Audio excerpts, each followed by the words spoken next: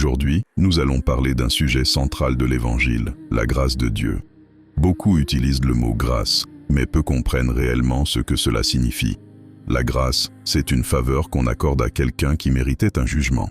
C'est un don immérité, c'est quelque chose que tu ne peux pas acheter, que tu ne peux pas mériter, et que tu ne peux pas gagner par tes efforts. Dans Évangile selon Jean 3,16, la Bible dit que Dieu a tant aimé le monde qu'il a donné son Fils unique. Cela veut dire que la grâce commence par l'amour de Dieu, pas par nos œuvres. Tu n'as rien fait pour mériter Jésus. Tu n'as rien fait pour mériter le pardon. C'est Dieu qui a pris l'initiative. La grâce ne dépend pas de tes efforts. Tu n'as pas besoin de faire de bonnes œuvres pour obtenir la grâce. Mais attention, les bonnes œuvres sont une conséquence de la grâce, pas une condition. Autrement dit, tu ne fais pas le bien pour être sauvé. Tu fais le bien parce que tu es sauvé. La grâce ne doit jamais être prise à la légère. Dieu ne donne pas sa grâce pour que tu continues dans le péché. Dans Épître aux Romains 6,23, il est écrit que le salaire du péché, c'est la mort. Cela veut dire que naturellement, le péché conduit à la destruction. Mais au milieu de cette réalité, Dieu dit « Je vais faire grâce ». Pour bien comprendre la grâce, il faut comprendre la loi. Dans l'Ancien Testament, il y avait 613 commandements, et la Bible enseigne que si tu en violais un seul, tu étais coupable de tout. Cela montre que personne ne pouvait être parfait. Personne ne pouvait être sauvé par ses propres efforts. C'est pour cela que la grâce est intervenue. Maintenant, voyons ce que la grâce produit dans la vie d'une personne. La première chose que la grâce apporte, c'est le salut. Le salut est le plan de Dieu pour sauver l'humanité. Et ce salut ne se trouve pas dans une église, ni dans un homme, mais en Jésus-Christ. Dans Épître aux Galates 1,4, la Bible montre que Jésus s'est donné lui-même pour nous délivrer. Dans le salut, il y a la délivrance, la transformation, la crainte de Dieu et la vie éternelle. La deuxième chose que la grâce apporte, c'est la justification. Dans Épître aux Romains 5,1, il est écrit que nous sommes justifiés par la foi. Être justifié, c'est être déclaré innocent devant Dieu, même si tu étais coupable. Cela veut dire que Dieu ne te voit plus selon ton passé, mais selon l'œuvre de Jésus. La troisième chose que la grâce donne, c'est l'accès à Dieu.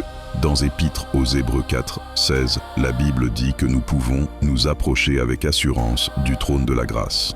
Avant, l'accès à Dieu était limité. Aujourd'hui, grâce à Jésus, tu peux venir directement devant Dieu.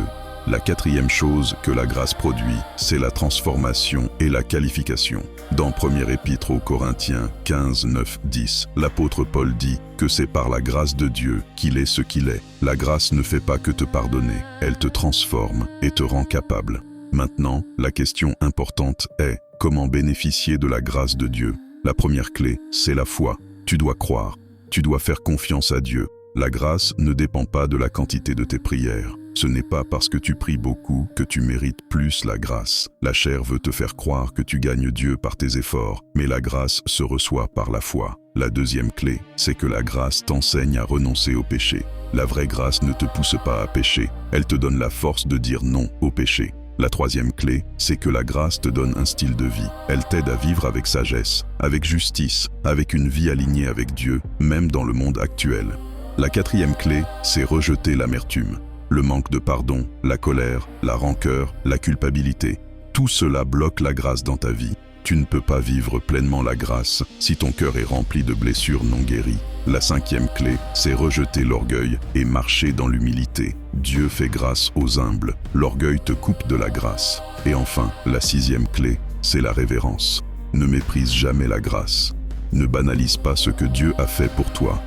La grâce n'est pas une excuse pour pécher, c'est une puissance pour vivre différemment.